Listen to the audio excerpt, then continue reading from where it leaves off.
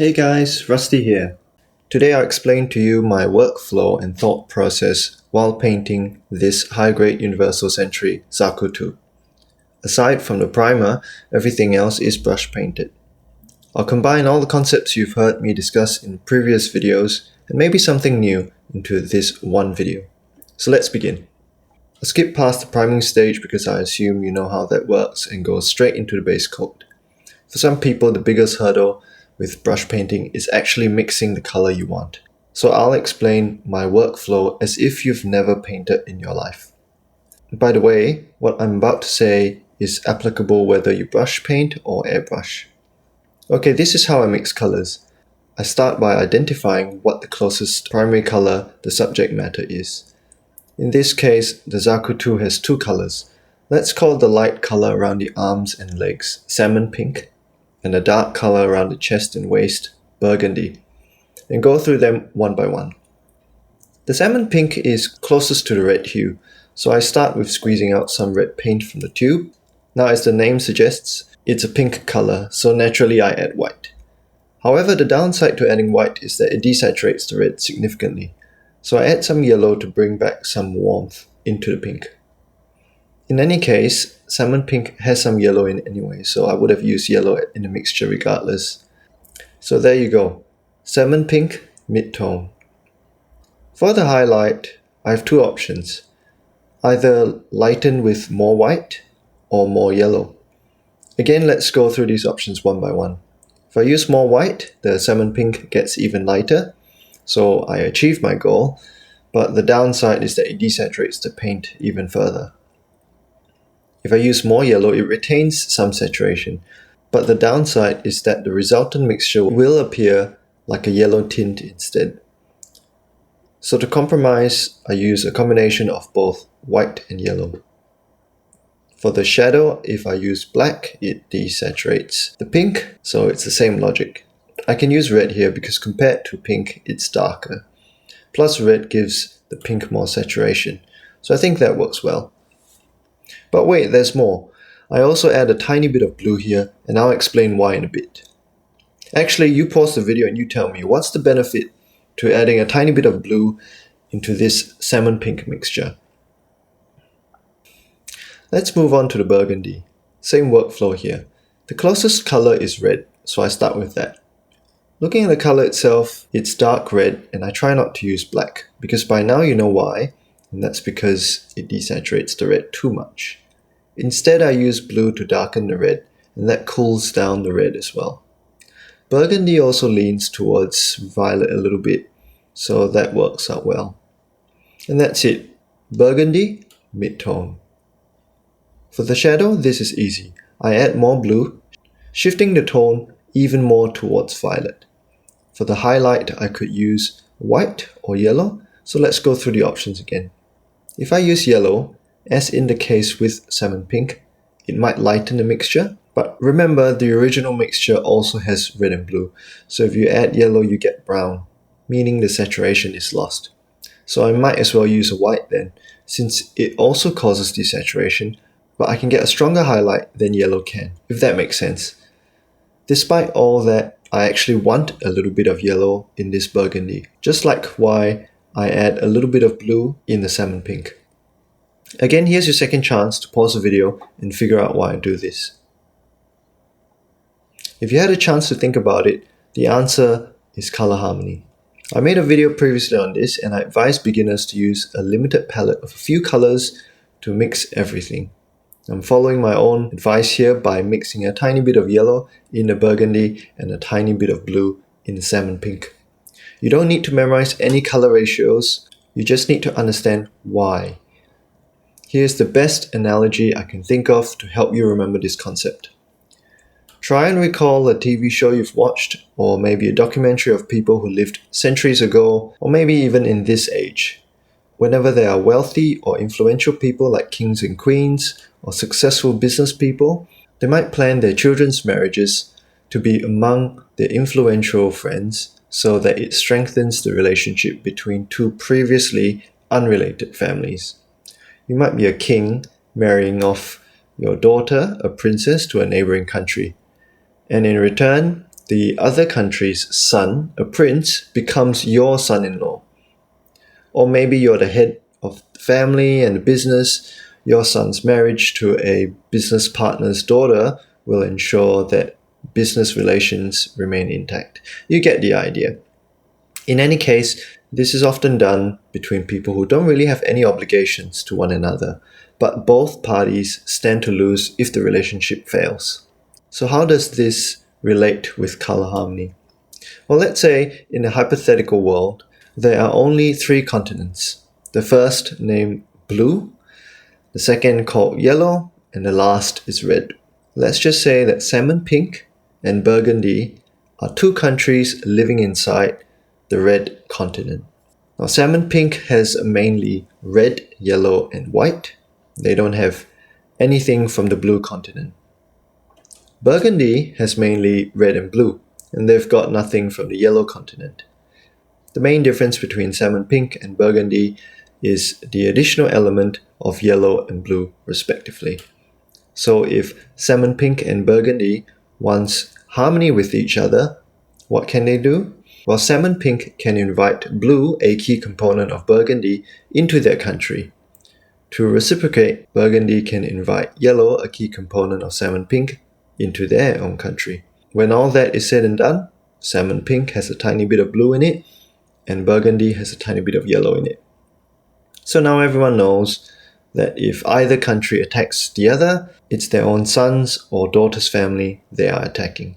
So in a way, peace is ensured. Both countries are happy. Simple, right? When 2 colors are made from the same parent colors, so to speak, they might appear different on the outside, but their core is the same. A little bit like people and their siblings. One could say our mixture of Salmon Pink and Burgundy are siblings and their parents are red, blue, and yellow. Maybe a bit of white. I know this is all very new age, but who am I to judge? Let's take this concept and apply it more broadly. What about harmonizing different colors like orange and green? Let's just say you're painting a Calamity Gundam, and the 2 key colors are orange and green. Or you can have 2 zakus in a diorama, one desert color, which is a kind of orange-brown, and one green zaku. You'd like them to be cohesive in the diorama. Now from color theory, you know they have yellow in common, and you can stop there if you want. But if you want to take your painting to the next level, then you have to ensure that it's the same yellow. When I was starting out, I had no idea how to mix paints. So I wanted the easy way out. I went out to the store, bought an orange color, probably derived from a red and a warm cadmium yellow, and a green color, probably derived from a cool lemon yellow. It's not really wrong, so to speak, but because the yellows were different, the color harmony between the orange and the green is disrupted. That's why if you've got no experience mixing paints, whether you airbrush or brush paint, you start off with mixing 3 colors first, and when you get better with mixing colors, you can add a 4th or 5th color. Coming back to this zaku too, if you're serious about learning how to mix paints, don't go to the shop looking for 2 separate paints, Salmon Pink and Burgundy. Although that might work too, you lose the opportunity to get experience with mixing colors. When you've had enough experience, you can tell at a glance which colors blend well together, and you can save time buying paint tubes of the specific color you want. Anyway, moving on, I'm still following the color modulation style with light and dark to define armor panels. Even if you don't want to do this for each armor panel, at least consider value.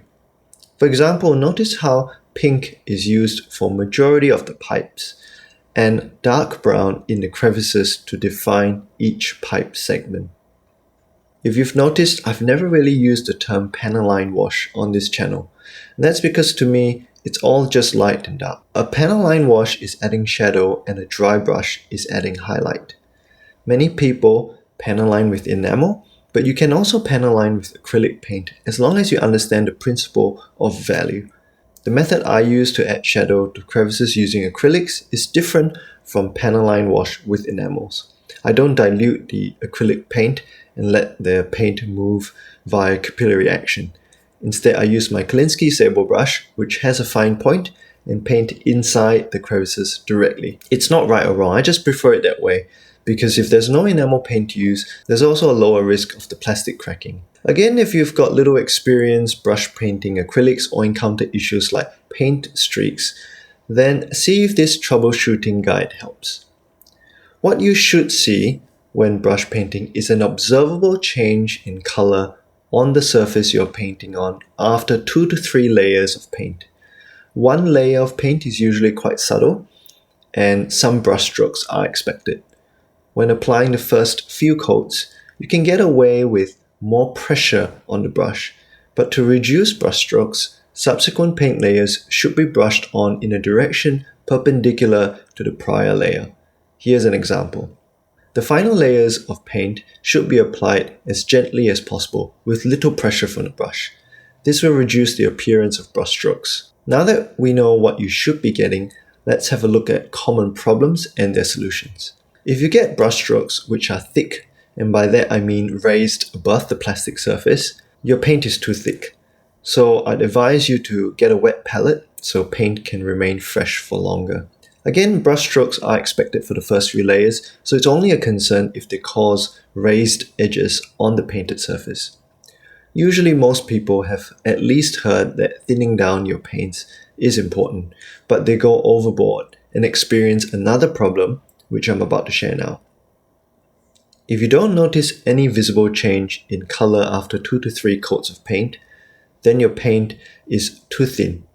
Stop using it, reset the process. Wash your brush and dry it thoroughly, or get a fresh brush that hasn't seen any action yet.